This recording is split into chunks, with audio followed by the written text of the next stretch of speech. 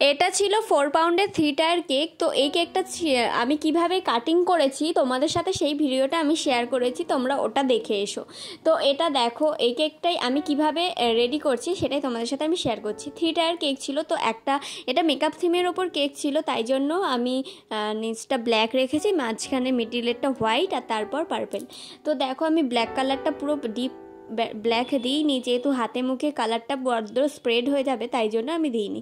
তো হালকা করে ব্ল্যাক কালার দিয়েছিলাম। সেমভাবে দেখো হোয়াইটটাও আমি করছি। তারপর দেখো টেমপ্লেটগুলো একে একে আমি করে নিচ্ছি প্রত্যেকটা কেকের ওপরেই। তো আমার এই কেকগুলো তোমাদের কেমন লাগে অবশ্যই কমেন্ট করে জানিও। কদিন ভালোই কমেন্ট করছিলে তোমরা, কিন্তু এখন আর কেউ কমেন্ট করছো না।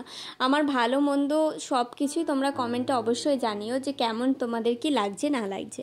আর আমার কত জায়গায় ভুল ত্রুটি হলে অবশ্যই তোমরা বলবে কমেন্টে বা আমাকে বলতে পারো।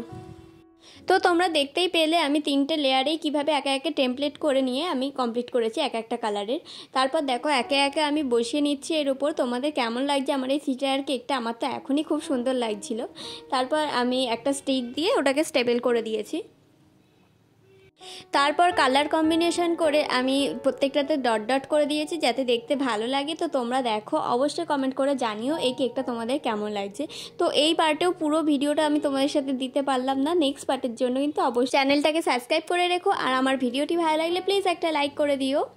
তো তোমাদের সাথে কথা বলতে বলতে দেখো এই কেকটা আমার অনেকটাই হয়ে গেছে। তো বাড়িতে সবাই দেখে বলছে খুবই সুন্দর।